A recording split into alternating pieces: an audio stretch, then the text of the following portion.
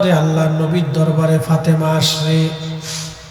ফাতেমা এসে বসে বসে কান্নাকাটি করতেছিলেন। আল্লাহর হাবিব ডাক দিয়ে বললেন, ফাতেমা কি জন্য তুমি কাঁদো? ফাতেমা ডাক দিয়ে বলেন, আব্বাজান আপনার বিরহ বেদনা আমি সহ্য করতে পারবো না। আপনার বিরহ বেদনার জন্যে আমি ফাতেমা বসে বসে কান্না করি। আব্বাজান দুনিয়া থেকে আপনি যদি চলে যান, কে আমার সুখে দুঃখে আমার খোঁজ নিবি? বাড়িতে খাবার না থাকলে নবীজি ফাতেমার ঘরে নবী খাবার দিয়ে আসতেন। কন্যাকে খোঁজ না নিয়ে নবী খাবার খেতেন না। আজকে হাসান হুসাইন এতিম হয়ে যাবে, ফাতেমা আজকে এতিম হয়ে যাবে। ফাতেমা বলতেছে, আব্বাজান আপনার হাসান হুসাইন আজ এতিম হয়ে যাবে, নানা হারাইবে, কোনদিন আর তারা নানার আদর পাবে না দুনিয়াতে। আব্বাজান আমি কান্দি, আপনি চলে যাবেন আল্লাহর দরবারে, বিরহ বেদনার জন্য কান্না করি। আল্লাহর নবী ডাকতে বলতেছে, ফাতিমা চোখের পানি মুছে ফেলো মা। ফাতিমা রে, তুমি জানো না আল্লাহ আমাদের কি পরিমাণে মর্যাদা দিয়েছে।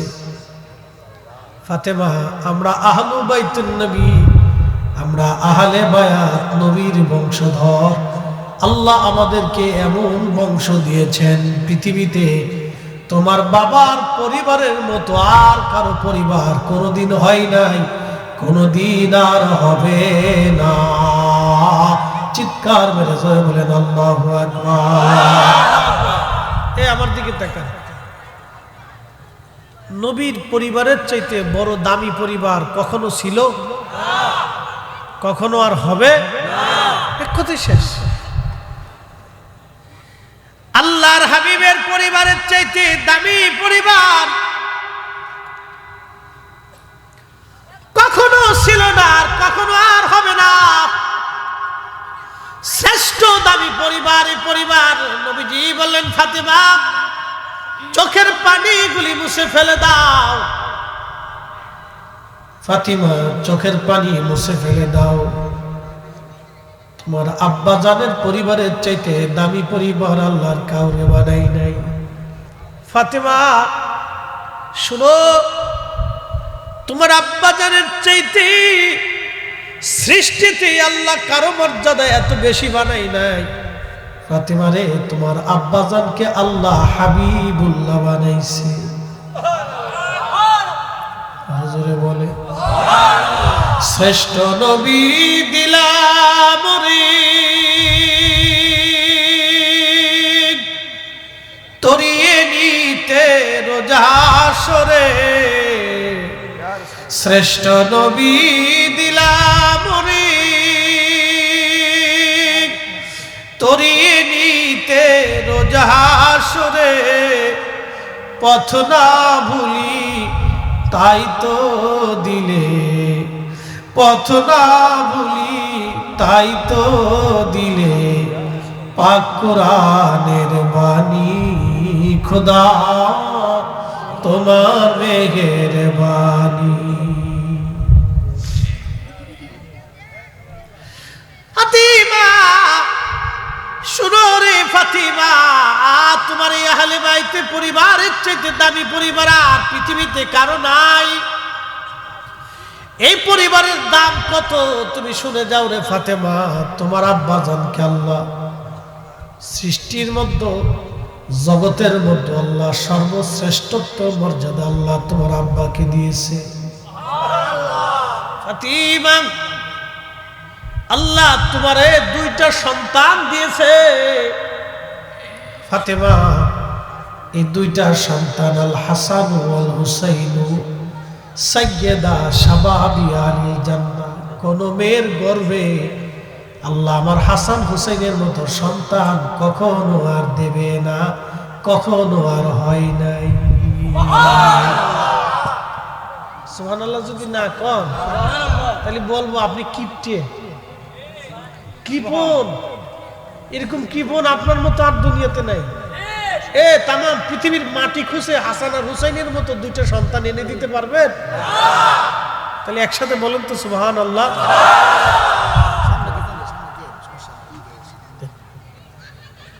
সাতও এটা আমরা লাগে, এটা আমাদের জাতীয় খাবার।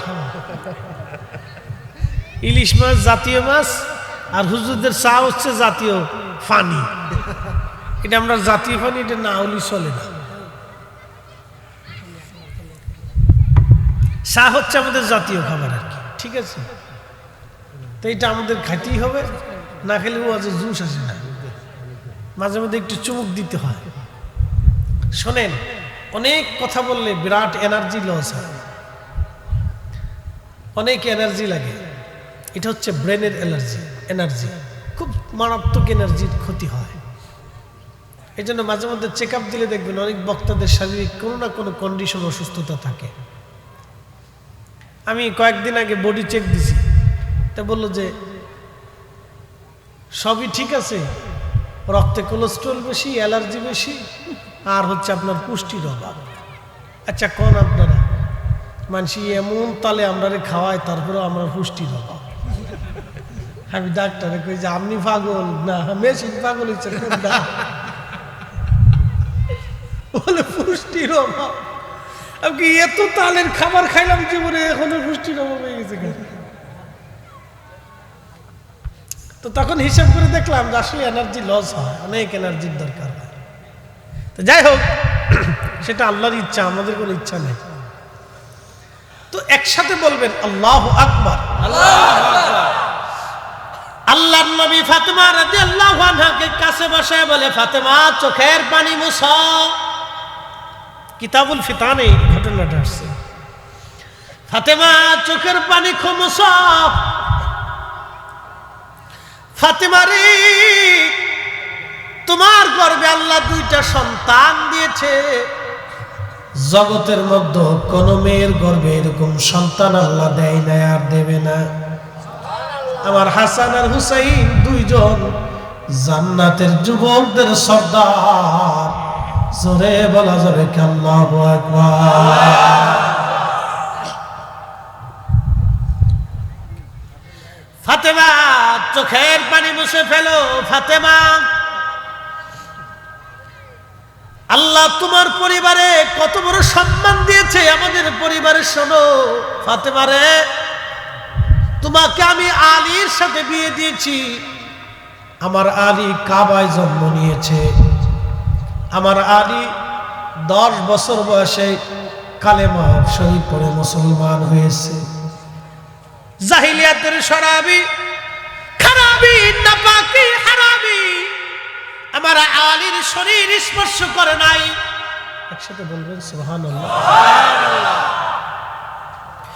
জাহিলিয়াতের শরাবি, খারাবি, হারামি, নাপাকি আমার আলীর শরীর স্পর্শ করে নাই রে ফাতেমা। তোমার সাথে আলীর সাথে যে বিয়ে হয়েছে ফাতেমা, তুমি জানো না এই বিয়েটা তোমার আব্বাজানের ইচ্ছায় হয় নাই। এই বিয়ের সরাসরি ঘটকালি যিনি করেছেন তিনি আমার আল্লাহ। আল্লাহ আল্লাহ আল্লাহ আল্লাহ। ফাতেমা রে, কোন নারীর বিবাহের ঘটকালি আল্লাহ সরাসরি করে নাই। তোমার বিবাহের ঘটকালি আল্লাহর পছন্দ। তোমার স্বামী আল্লাহ নিজে পছন্দ করে দিয়েছে। আস্তে হয়ে গেল না, জোরে বলো। ফাতেমা রে, তোমার স্বামী আমি পছন্দ করি নাই, তোমার স্বামী আল্লাহ নিজে পছন্দ করেছে।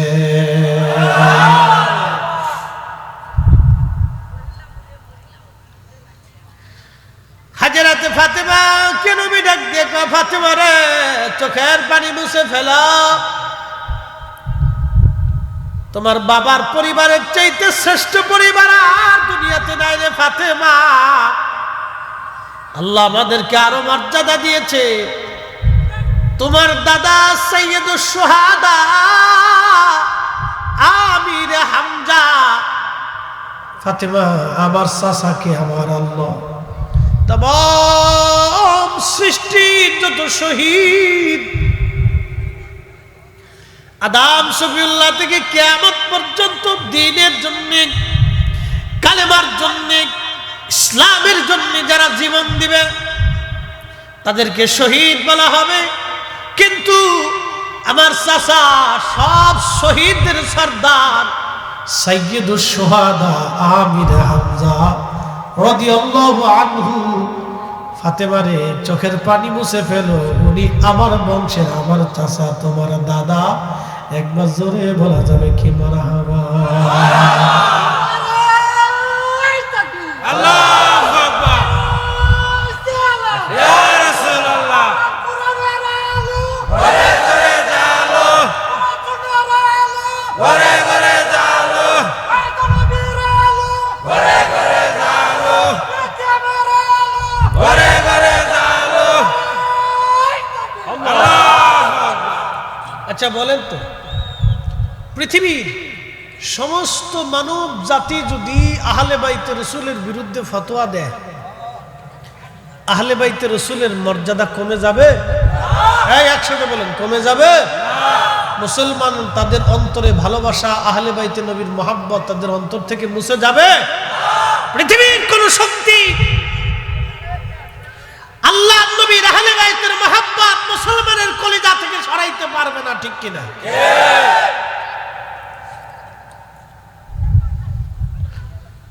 হাজিরিন, মাধবপুরবাসী খুব মনোযোগ দিয়ে শুনে যান। আল্লাহর নবী ডাক দেয় ফাতেমা। শেষ হয় নাই, শেষ করতে সময় লাগবে, আরো অন্তত 20 মিনিট সময় আমাকে দিতে পারবেন না ইনশাআল্লাহ? ইনশাআল্লাহ। একটু মনোযোগ দেন।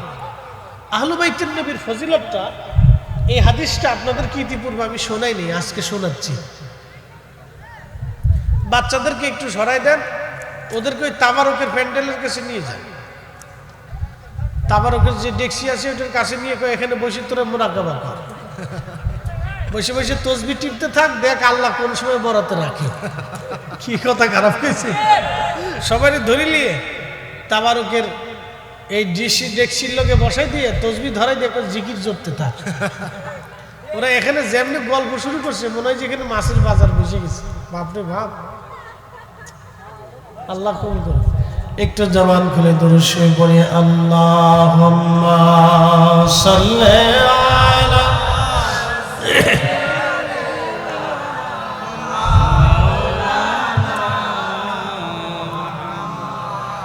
ওয়া আলা আলি সাইয়্যিদিনা।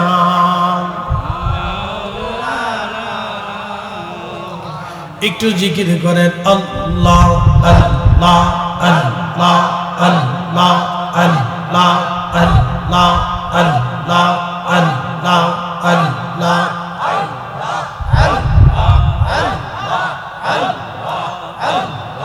আখিরি সালাম লাওয়ান, আখিরি সালাম লাওয়ান, ওহে নানা জান আপনা হুসাইন যায় কারবালার ময়দান।